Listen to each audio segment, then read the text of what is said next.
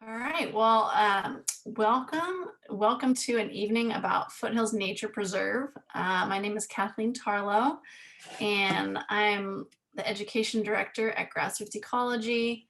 And I'm really honored to be able to kick off this evening dedicated to talking about Foothills Nature Preserve. Because of where I grew up, I've been able to go to Foothills Park for most of my life. I grew up in Palo Alto, and one of our family outings on the weekends was to Foothills Park, and we'd bring picnics out to Baronda Lake, which is one of the many beautiful features of the park. And when we would approach the lake, there would be frogs all along the edge. Once you approached the shallows, the frogs would cascade into the water. Sometimes we'd get lucky and catch a few, but the best time to observe them we found was in the winter, when you could turn over a rock and see the frogs in their hibernation. And in the spring we would look at the tadpoles in the shallows with their giant heads and their little teeny legs. And one memorable winter that was especially cold, the lake actually froze over and made this amazing winter wonderland that was sort of like only something we could imagine as Bay Area kids. And as an adult, I've been able to bring my own children to the park, and I've also been able to work alongside the staff and volunteers who are in the park as part of Grassroots Ecology.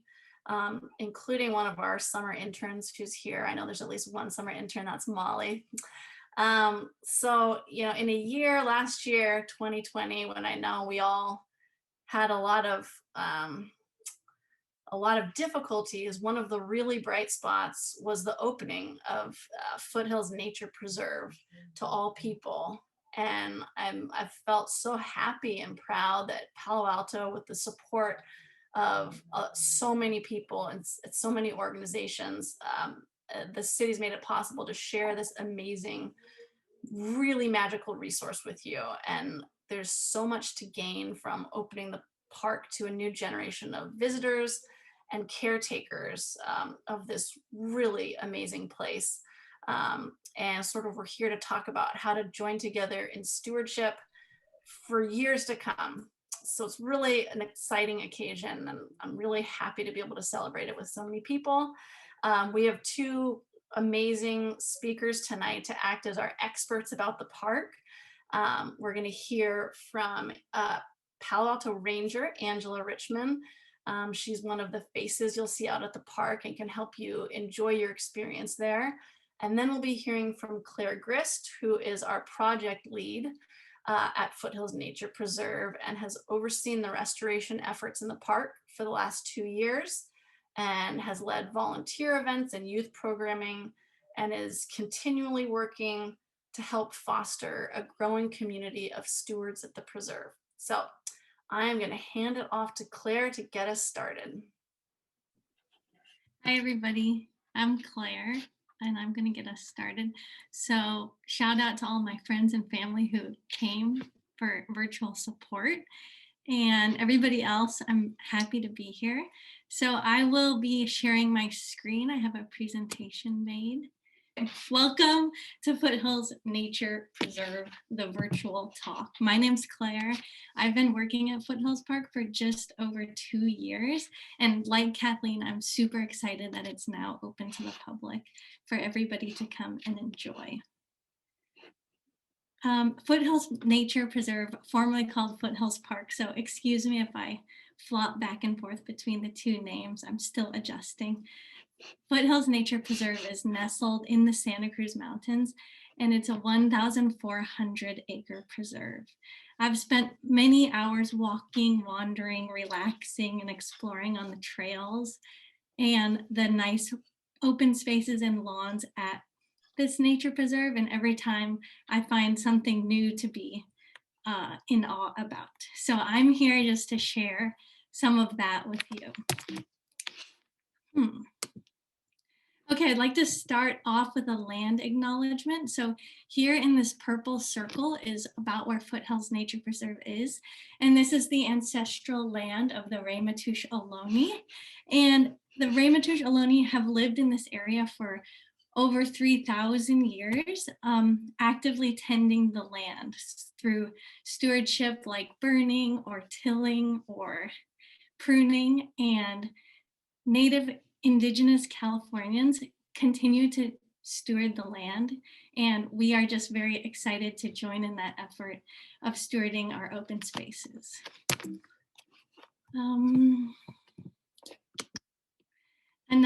So I work at Grassroots Ecology. At Grassroots Ecology, our mission is to engage and educate the public to restore local ecosystems.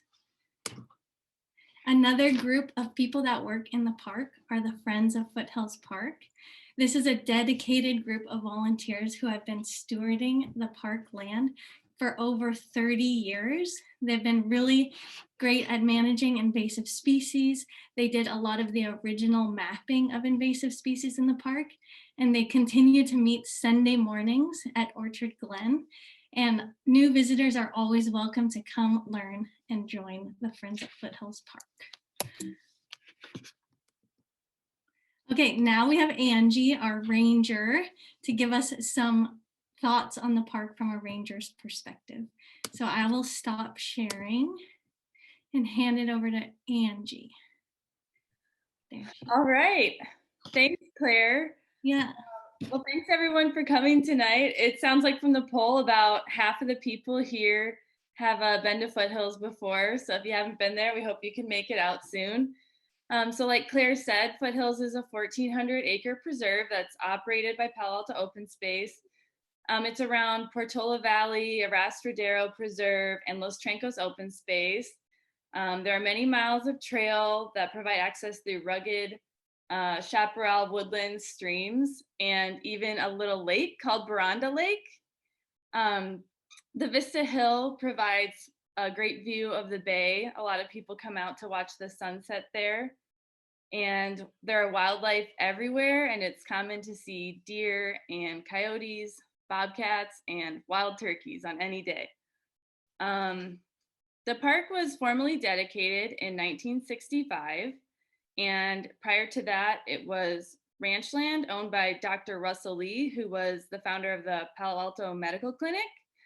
And there's even an old building there that we now use as the interpretive center and ranger station that used to be a stable for horses. So that's pretty cool. The park is open every day of the year from 8 a.m. to sunset. So make sure to check the hours before you head out because it changes every month. And the busiest times of the week are Saturday and Sunday. So if you want to have the place to yourself, come on out on a weekday. My favorite thing about Foothills is that it has something for everyone. The lake, Baranda Lake, is a great place for families and small children. And you can even get around in a stroller if you're savvy with it. And it's a great place to learn how to fish. In that lake, we have some warm water species like bluegill and bass that are really fun to catch. We also maintain about 10 acres of turf grass, which is great for frisbees, kite flying, soccer, or just laying around and reading a book. And then we have a ton of hiking. We have about 15 miles of trail, and one of the most popular trails is the Los Trancos, and that is about 8 miles, and there's going to be about 1,000 feet of elevation gain. So make sure to bring some water and a snack if you do that one.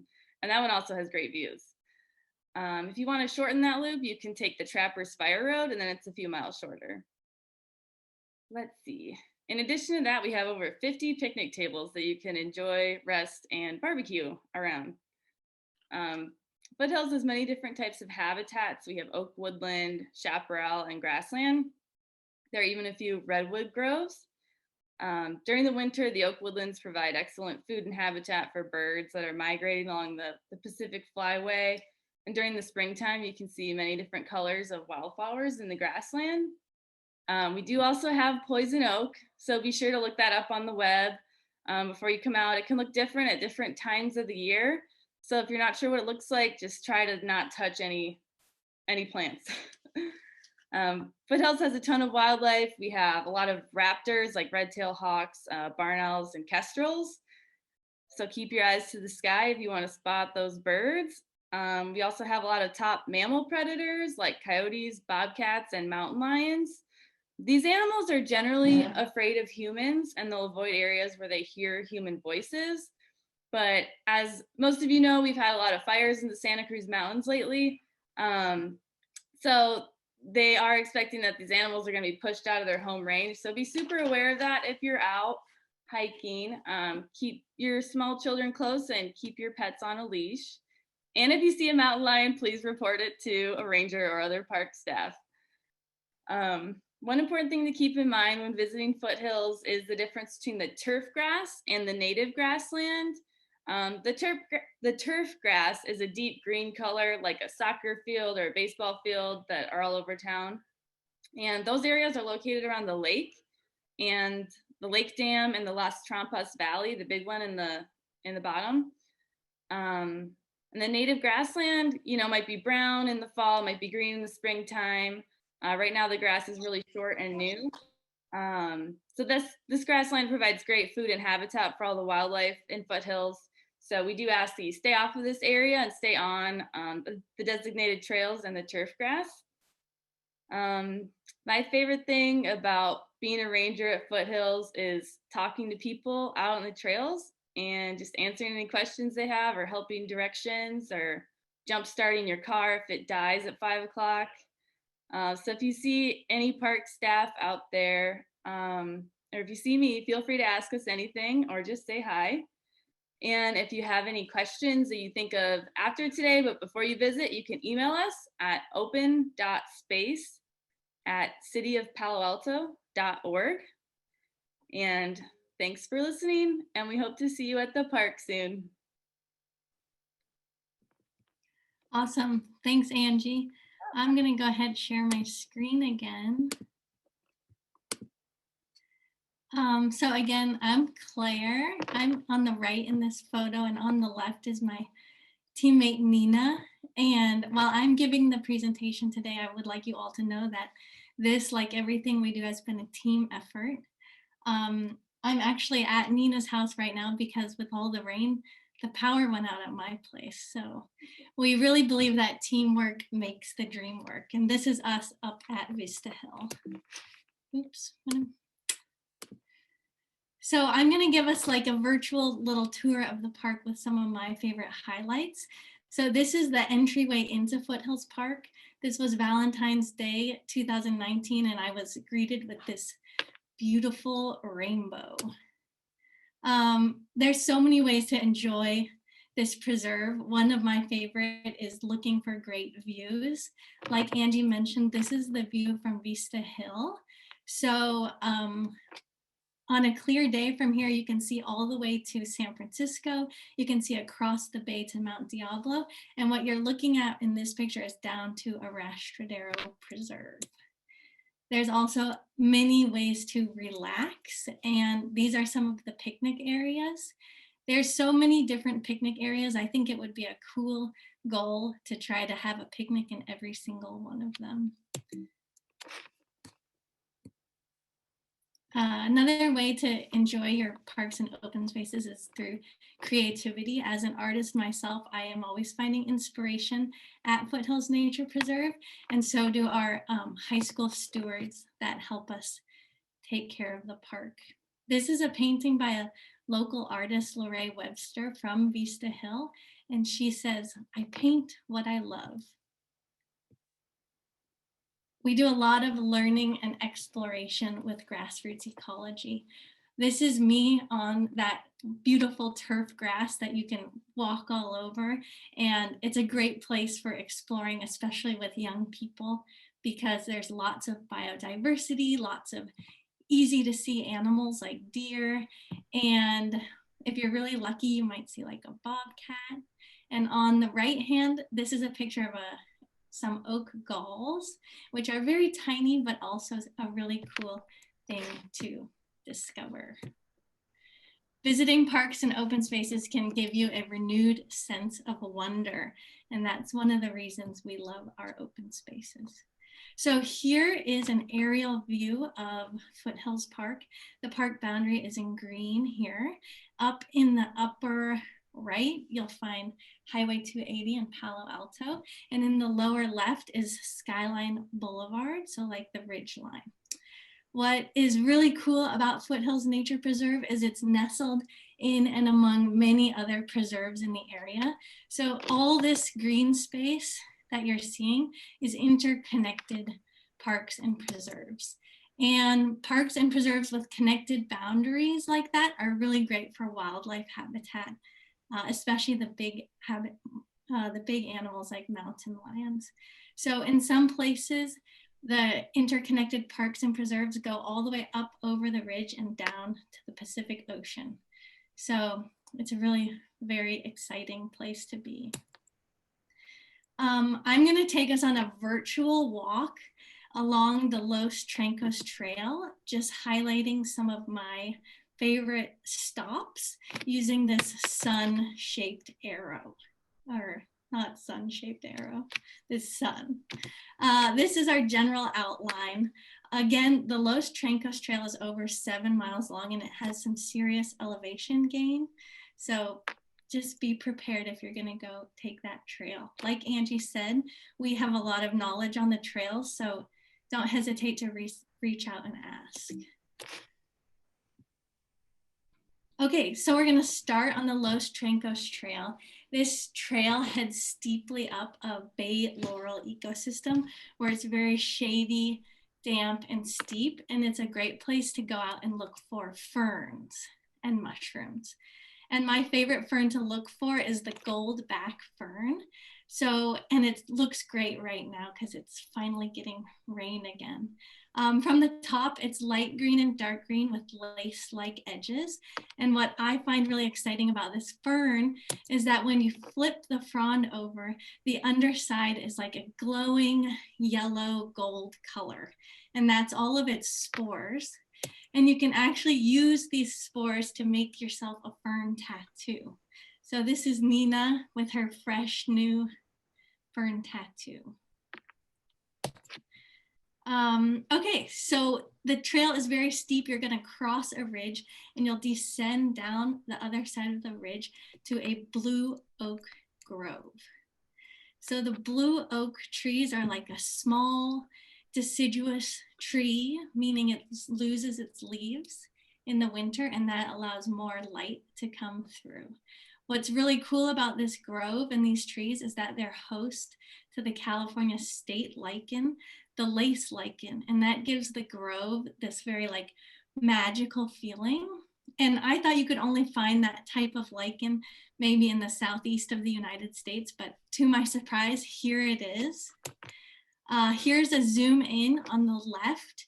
You can see the bluish oak leaves that are small and waxy, and it has sort of egg-shaped acorns with small caps relative to the acorn size. And on the right, you can see where the lace lichen gets its name.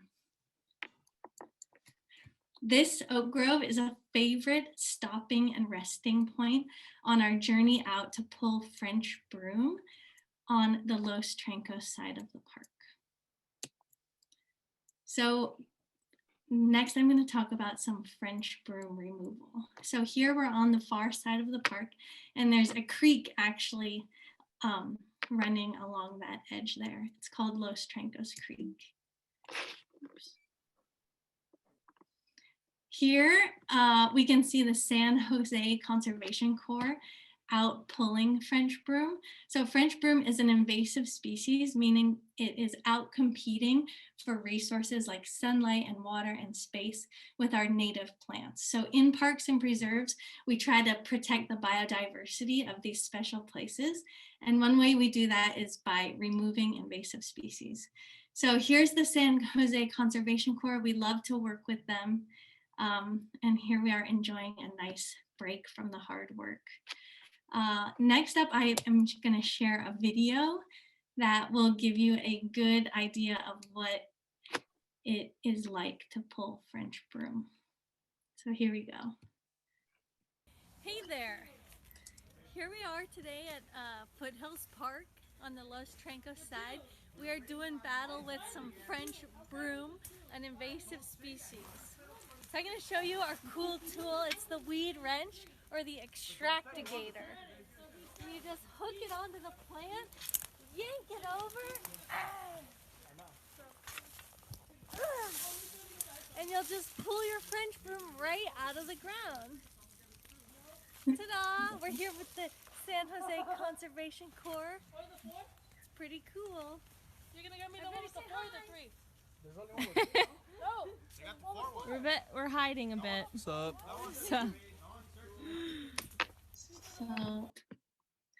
So that gives. Hey there. Not play again. Hey there. Uh-oh.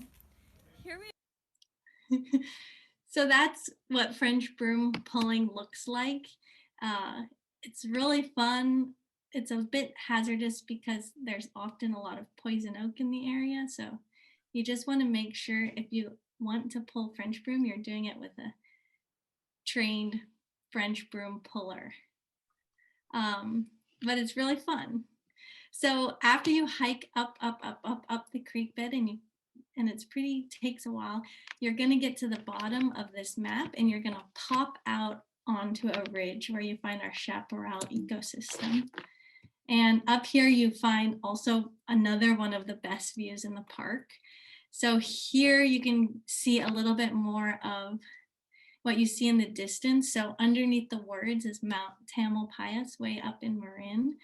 And you can see across the San Francisco Bay to the Diablo Range. It's really fantastic up there. So our chaparral ecosystem is characterized by plants like shrubs with small waxy leaves that are really drought and heat tolerant, fire adapted, and often fragrant. So 2 examples of that are the manzanita and the chamise. Once you pass across the ridge, you're going to descend down into the habitat of the western leatherwood, which is a rare and endangered plant species that's found only in the Bay Area. So Durca occidentalis, or western leatherwood, is a very small shrub, that the flowers, these delicate yellow flowers, emerge before the leaves emerge. And they bloom in winter. So I haven't been out because it's been pouring rain, but I imagine it's going to be blooming soon. And there is a botanist, William Graves, who has written about this plant. And I just think what he has written is really wonderful. So I'm going to read it out loud to you all. Why is it that Durca occidentalis captivates us so? Perhaps it's the elusiveness of the shrubs in their patchy distribution near the San Francisco Bay Area. Maybe it's their flowers, born early, as a signal that the winter rains soon will give rise to green. It may be the botanical uniqueness of the species, or perhaps it's that this rare shrub, seemingly at risk due to human impacts and felled limbs of harboring trees, engenders our instinct to protect the threatened among us. Regardless of the cause, to know Durca is not only to love Durca, it's to be enchanted, curious, grateful, and protective. And that just resonates with me because once I knew Durca, I became enchanted. And it's a wonderful plant to go observe. And I want to remind you all, please never go off the trail to look for rare and endangered plants because they are delicate beings. If you are really excited by this and want to know where you can see one from a trail, please email me and I can give you that information. So the Los Trancos Trail ends in Wild Horse Valley. And Wild Horse Valley is a fantastic place to go see spring wildflowers. So these wildflower ecosystems are really delicate and they also have a lot of biodiversity. So in Wild Horse Valley, these poppy fields have been managed with the help of the volunteers. So here you can see some of our volunteers out removing invasive thistles along the road so that those thistles don't creep their way into the poppy field and outcompete them. Also, please, when you're out viewing wildflowers, don't feel tempted to walk into the wildflowers to take a flower selfie, because these are very delicate ecosystems. So this is lupins and poppies, which often like to grow together, and the orange and the purplish blue are like nice contrasting colors. And this slide is to show you just the diversity of wildflowers found in the park. So we have hairy gum plant, tomcat clover, mule's ear, leopard lily, yarrow, clarkia, and there's many, many more that you can go out and look for. Okay, so what does Grassroots Ecology do in the park? Well, we have had a long history of partnering with the city of Palo Alto. We've helped to steward the neighboring Pearson Arrastradero Preserve since 1997. And our native plant nursery, which grows plants for restoration efforts all across Silicon Valley and the peninsula, is located in Foothills Park, and it's been there since 2005. More recently, in 2013, we expanded our partnership to do stewardship efforts, restoring local biodiversity, and involving volunteers in that work. So we have some native plant gardens, we have our native plant nursery, we do invasive species management, we host volunteer work days, and we do a lot of monitoring and mapping. So here is, and just know a lot of these pictures were pre-pandemic, so don't worry, we're being safe out there. This is a group of our typical volunteer work day, and you could see it's just a bunch of high schoolers. And at Grassroots Ecology, our main volunteer these days are youth who care for the planet. So that gets us excited, that makes us hopeful for the future, and we hope to have more of them coming out and helping with us. A stewardship project that I'm going to highlight is what we call the lawn replacement area. Not the most fancy name, but it's a pretty fancy place. So the lawn replacement area is a part of this Las Trampas Valley lawn. So here in this picture on the left, you can see on the left of the picture is that turf grass that Angie was talking about.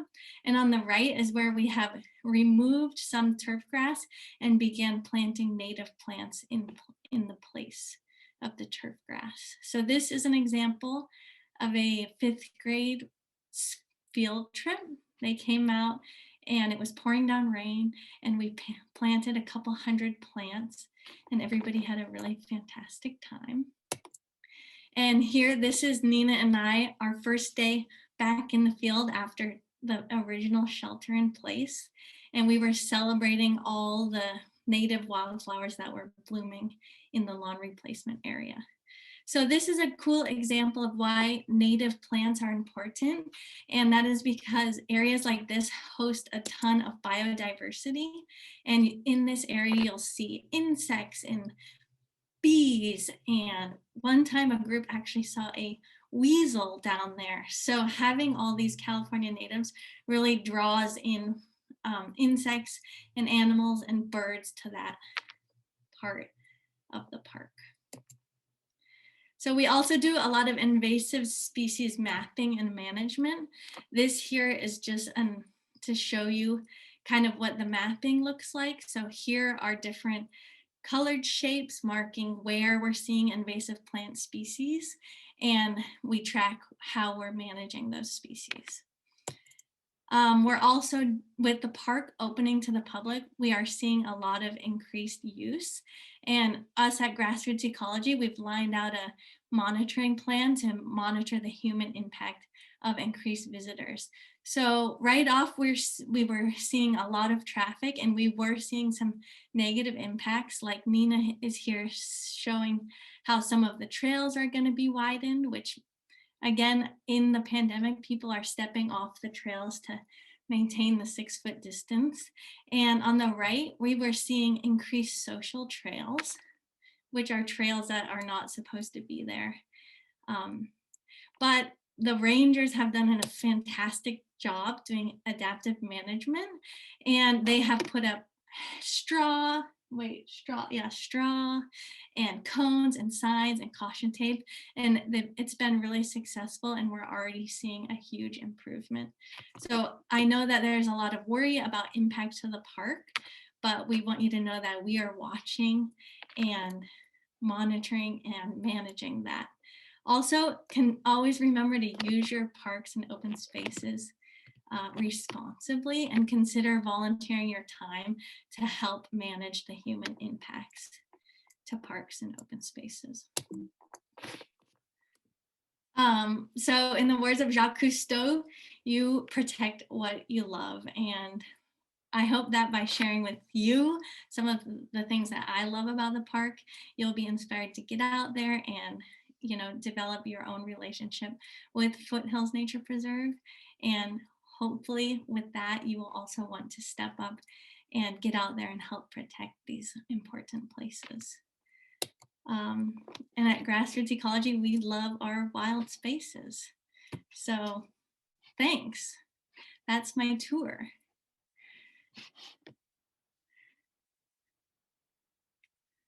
The end. Oh, that was awesome. Thanks, Claire. Yeah, that was really good, Claire. Yeah, so we definitely have some questions and we have some time. So I'll sort of direct them to the person that I think is going to be best able to answer them. But Angie or Claire, I'm sure you guys can jump in. Okay, so the first question is from Grace, and she asked, how do we volunteer with Friends of Foothills? Claire, I think you know that answer to that. How would we volunteer? Was that the question? Yeah. Okay, right now our offerings, with Friends of Foothills, not with Grassroots Ecology. They have a website that's up and coming. I went to look for it today and I failed in finding it. If you are interested, feel free to reach out to me and I can connect you with the Friends of Foothills Park. My email is on the Grassroots Ecology website. Okay, I've got another one for Claire. Emily has a question about French broom removal. Is there an optimal time of year to do it? And is it one of the brooms that has an astronomical number of seeds? Yes. Yes. So Nina and I have been celebrating this rain because the optimal time to remove French broom is when the ground is moist so that you get the roots out.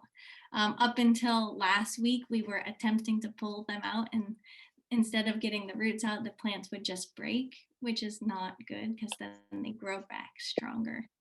And yes, French broom has millions of seeds that can persist in the soil for up to 30 years. So it's a very long-term management. Okay, I'm going to send this one to Angie. Vic wants to know a bit more about fish and fishing. If you can tell us a little bit more about that. Yeah, for sure. So all the normal California state regulations apply. If you're over 16, you need a California fishing license, and kids don't. So the primary species, like I said, are bass and bluegill. And the lake is pretty small, and there is a lot of fishing pressure right now. So I don't think people have been having awesome success, but usually fishing for these species is best right before the spawn in like May and June. All right, we have a planting question. So I'm going to send this to Claire. Julie asks if you've planted a lot of trees or mostly just plants. Great question. As of right now, we do mostly like shrubs and plants, but we do have an upcoming effort to plant a lot of trees, especially oak trees this year. So we're excited about that. We also do a lot of willow staking in the creek. And willows, of course, are a tree as well. And we also plant buckeyes. So a little bit of everything. Okay, we had another question about other volunteer opportunities during the pandemic. Claire, for you. So right now, our volunteer opportunities are very youth focused. We're running a high school stewardship program and also a college internship program, which both are long-term, more of like a stable group for safety. But stay tuned to our website for future offerings when we can start having more people involved again.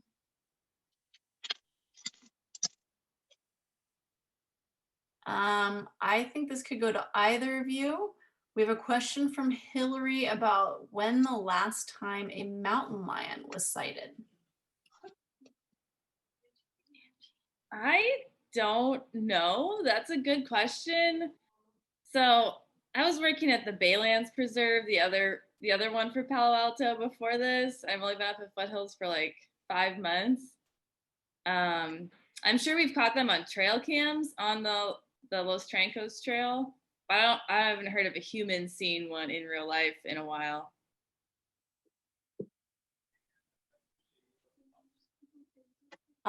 There's a question on here from Charlie about how many people work at the park. That's a good question. So we have 4 rangers and we have 3 open space technicians, and that's basically our staff. And right now we have 2 environmental educators who normally work with the Junior Museum and Zoo, and they're helping us out for the time being since many of those programs are on hold due to the pandemic. And we also manage a rastradero with that staff. Side note. Okay, here's kind of 2 more like park use questions. One of them is I think it's about how the campground in the valley, like what are the rules with regard to that? And then also, are there bike trails? Great questions. So the Toll Campground has 8 different sites, and right now they're restricted to 1 family per site due to the pandemic. And that campground is only open from May 1st until October because of the weather. And you can reserve that online. So check the Palo Alto website. We use software called Civic Rec to do reservations, and it's pretty easy. You just pay online, all that. And then for bikes, we don't allow any mountain biking on any of the trails. We only allow bikes on paved surfaces. So if you want to ride your bike on trails, the other neighboring preserve called a rastradero is a great place for that.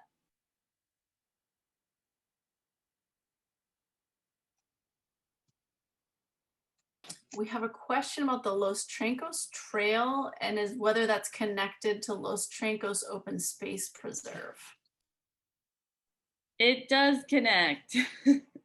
Yeah, there's a trail called the Beta Ridge Trail.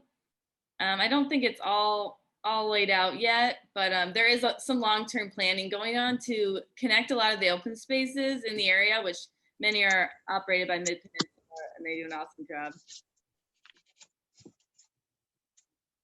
Well, that sounds like a cool project. Oh, that's exciting. We have a question. Are there redwood forests in the park? Tiny, tiny little ones. They're more of groves, redwood groves. Let's see, there's a question about the impact of humans with a park seeing more visitors. So I'm gonna ask maybe Claire and Angie, what would you say would be like one tip, a top tip for minimizing impact when you're a person or your family's visiting Foothills Park? Stay on the trails. And if you see a trail that has been blocked off and says, please don't use it because it's blocked off for a purpose. Yep, that's basically what I was gonna say. That's the number one thing you can do to help us out. We're trying to keep, the space for the plants and animals too. Another thing you can do to kind of make the experience better for those around you is to keep your dog on a leash at all times. A lot of people come out to Foothills because they want to see the deer and the wild turkeys, things you can't see in the city.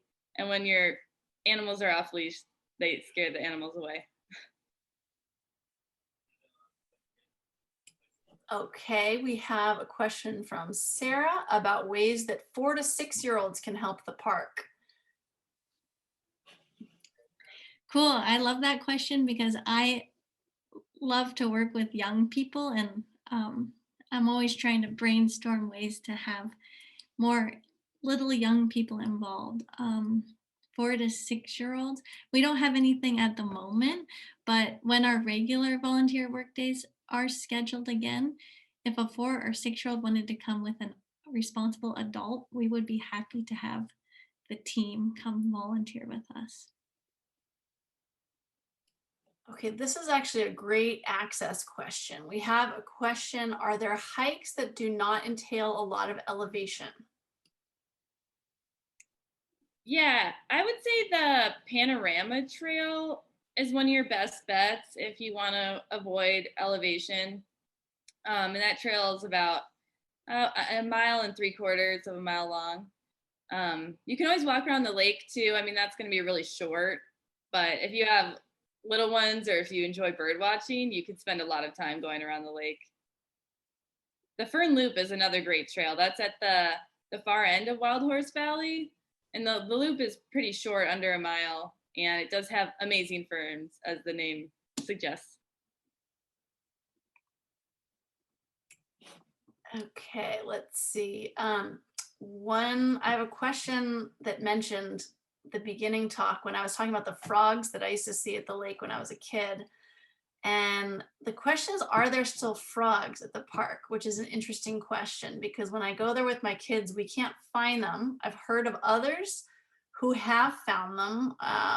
And we've found a bullfrog, which is probably one of the culprits of not seeing a lot of the frogs. Bullfrogs will pretty much eat anything smaller or even equal size. But Angie or Claire, if you know about frogs in the park, I'd love to hear about it.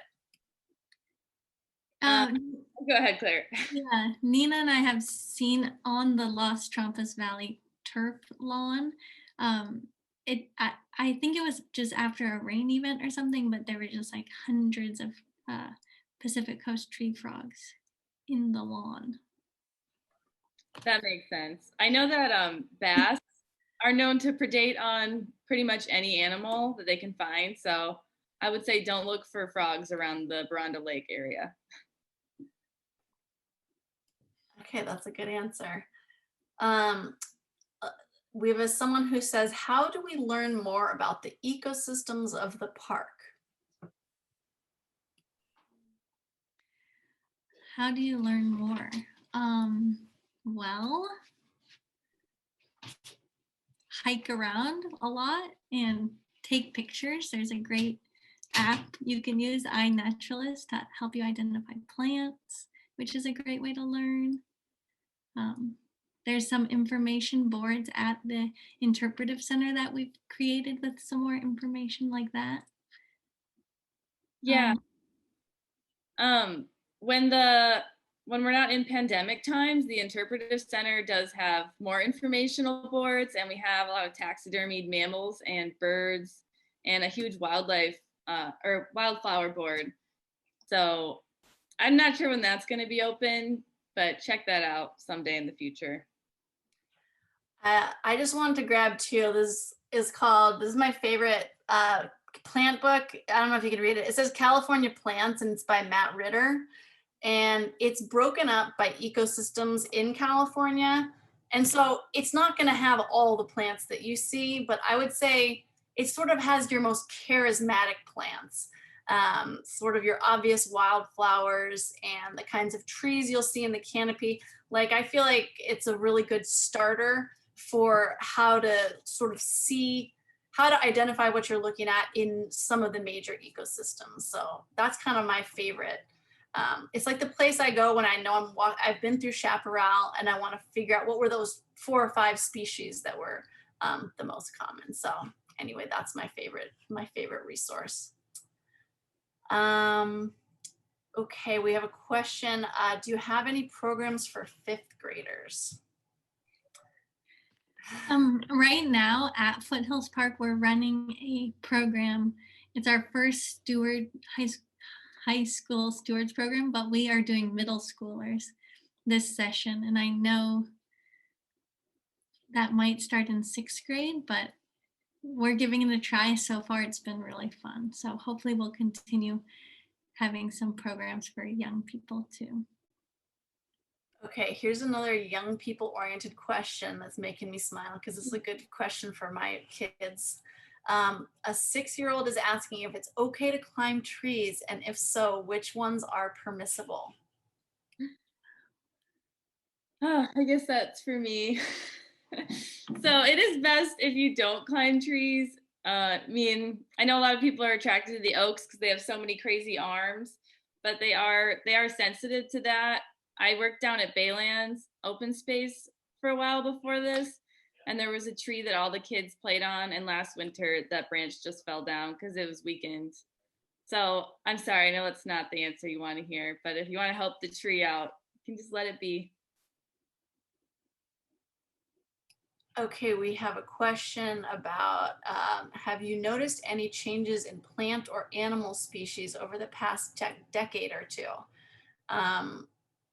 That's a really interesting question. And I'm not gonna try and answer it right now. I'm gonna pass to Claire and Angie as well, but I would say that programs like iNaturalist and various initiatives that help people either collect data about a piece of land or tell their stories about a piece of land are ways that we can get an accurate record of historically what's been in a place, but also set up future generations to see what is changing over time. And it's important to keep tabs on that. And especially as we welcome more and more people into the park, it'll be important for us to monitor what's there and what is changing. So Claire, I'll pass to you first because I know you do monitoring, so you could talk directly about that. Yeah, I mean, change over the decades, I haven't seen firsthand, but the good resource that we do have is the Friends of Foothills have done extensive mapping and monitoring for 30 years. So they're a really great source of knowing the changes like that. And what I'm guessing is that, the typical invasive species that we're seeing come in more rapidly, like a new invasive species that we're really managing is stinkwort or ditrichia. And that's like a pretty relatively new invasion. And so stuff like that, we really try to get it quickly before it can establish in the park. But other invasive species, have been around longer and we manage those as well.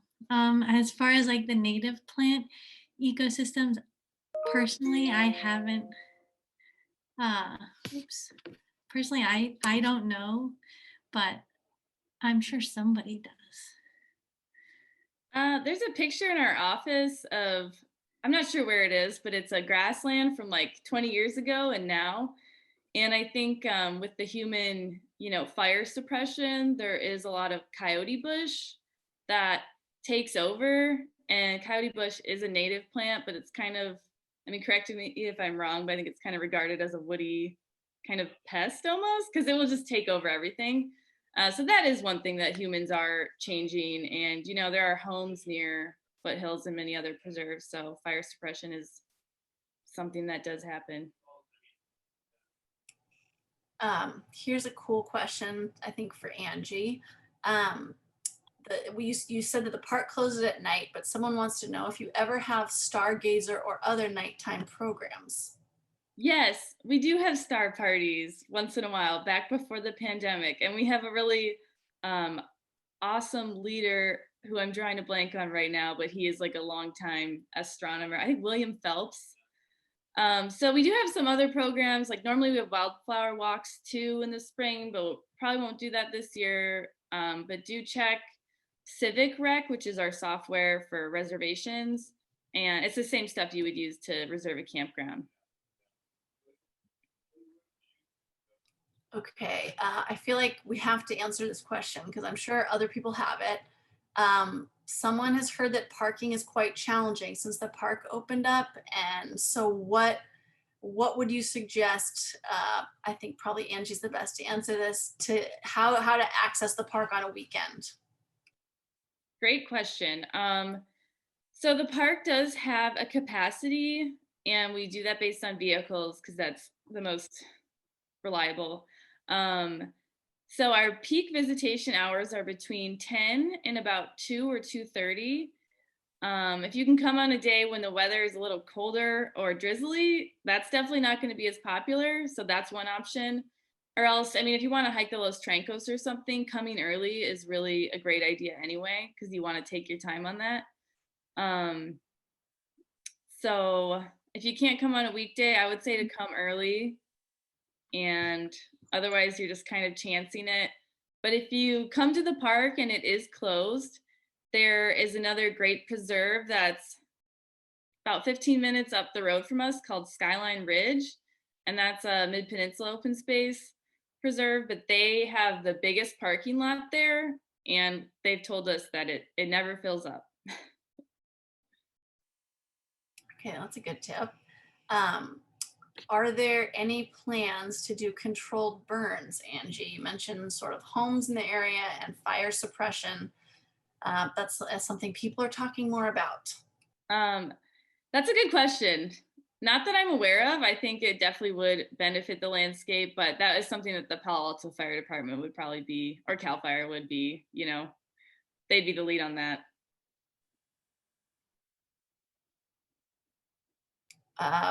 I think the last question I'm seeing is, what is the shortest trail in the preserve? Angie, I remember you mentioned like maybe one or two, if you just wanted to remind people what those are. The Fern Loop is really great. It's at the end of Wild Horse Valley, so it's probably a total like 2 miles, but pretty flat the whole time. Or else the trail around the lake is really popular for, young people. Yeah, and as someone who has been to the park as a kid and who brings my kids to the park, I don't think we mentioned that the lake has an island and it's really cool. There's this beautiful bridge to the island. It's perfect for, if you're a grown up, it might feel small, but to kids, it feels very large and exciting. So you'll have to make sure to, we often don't really get past that when we're there. So it's a lot of fun. Okay, one last question, maybe, Angie, canoeing. That was once a possibility. Are there any plans for that to be a possibility again?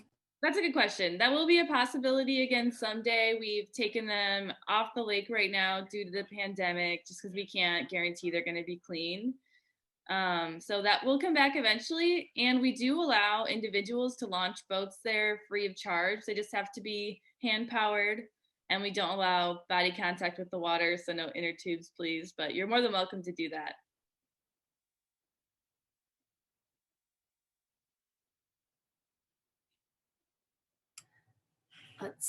I think that's mostly what we have. We said, someone asked whether people in the park are maybe affecting mountain lions that would be there. Angie, do you know if there were previously mountain lion sightings that are now like less frequent, or what's the history of mountain lions at the preserve? Do you know? I mean, in my experience in working at a few different parks and open spaces, mountain lions avoid places where there are a lot of people. I mean, they can smell you too. It's not just because you're there. So if there were any habitat for mountain lions, I would imagine it'd be at the northern boundary along the Los Trancos, where there is that habitat with the other open space preserves that's all connected. Okay, I actually have got a question that is probably for safety wise good to cover. Someone wants to know about ticks. And I think that could either one of you. Oh, yeah. That's a good question. We do have ticks, and it is tick season right now. So staying on trail is one way to make sure you're not going to get ticks. And the Santa Clara Valley Vector Control does test the ticks, I think, once annually, which is really cool. And they have found that between 1% and 2% of the ticks found at Foothills carry Lyme's disease, which is a life-changing disease. So if you catch a tick, make sure to look it up and look how to take it out of your skin properly. And there are some ways you can send it in to get tested if you do get one.